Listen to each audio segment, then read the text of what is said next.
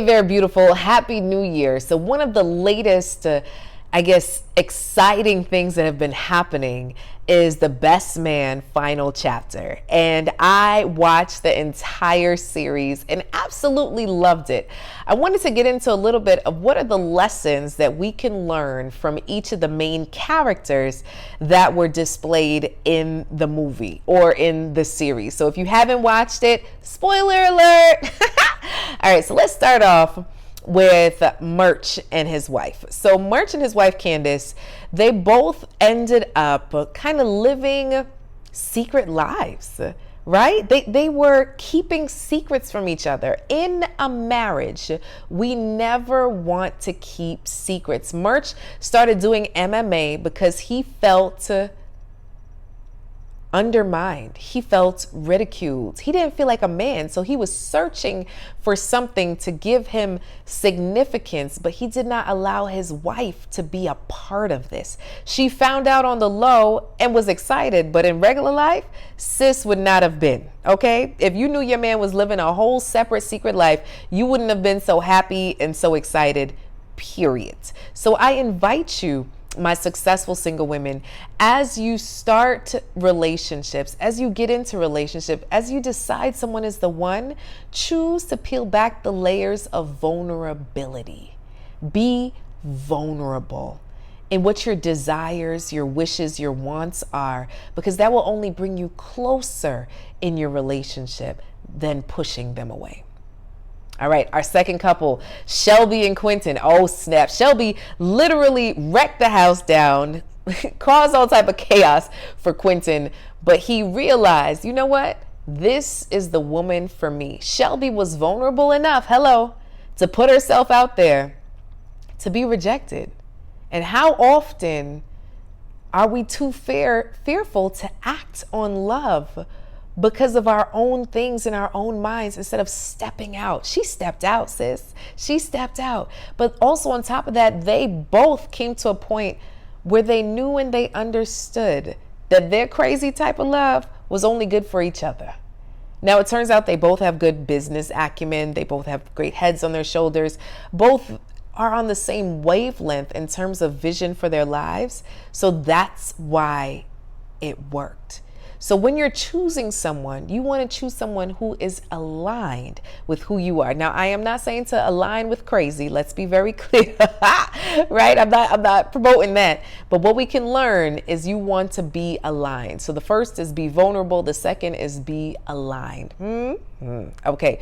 Number 3, we're looking at Harp and Robin. I don't know if they should have gotten married in the first place, right? Because at the end of the day, neither of them really felt supported in their visions and dreams. And I don't know if they ever were on the same wavelength in their visions and dreams. And Robin held in her emotions for a very long time and never shared them. So it's very sad that they got to a place where they had a child and had to separate. So for those of you who are single and watching this, I invite you to truly look at the man that you are entertaining to be the man, your lifetime partner, and say to yourself, do I respect this man for who he is, what his vision is, what he wants, what he strives for, his goals, what he desires? And then in return, does he respect me? Does he support me? Does he encourage me? Because you want to be a team. Whatever it is, it doesn't have to be the same thing, but can you be a team to face this world together versus being separated? Ooh, sis, I know. All right, so then Lance, oh my goodness. So Lance and his new girlfriend, literally, he was on a promiscuous escapade, okay? Knocking everybody's door down. But she said, no, thank you, right? She gave resistance. Now, mind you, she was also engaged, but she gave resistance, and that was something different for him. And he saw past just her physical and got to know her.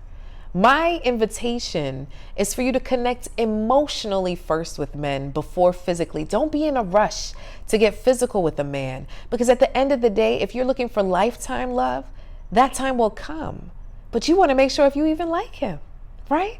So be emotionally available. Y'all hearing me? Are you hearing me? Be emotionally available. Last but not least, we got to look over to our sis Jordan, right? So Jordan, God bless her soul, right? She did some things that are disrespectful to a marriage, period, right? So we don't know what happened that night, but something went down. But what I do like that she didn't allow Harper to jump from his divorce into her house.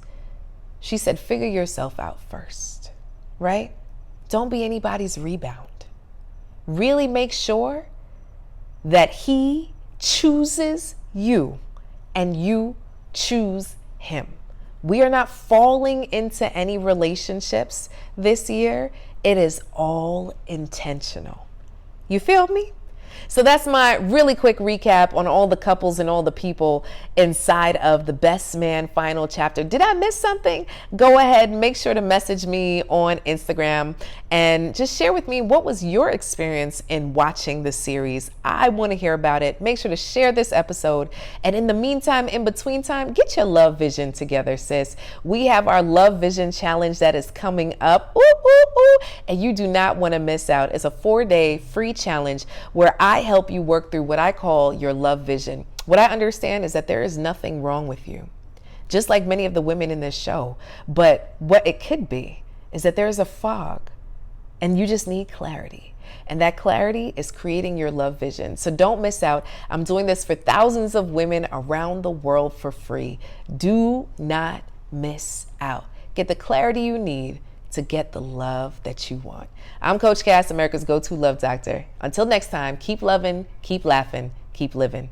Bye-bye.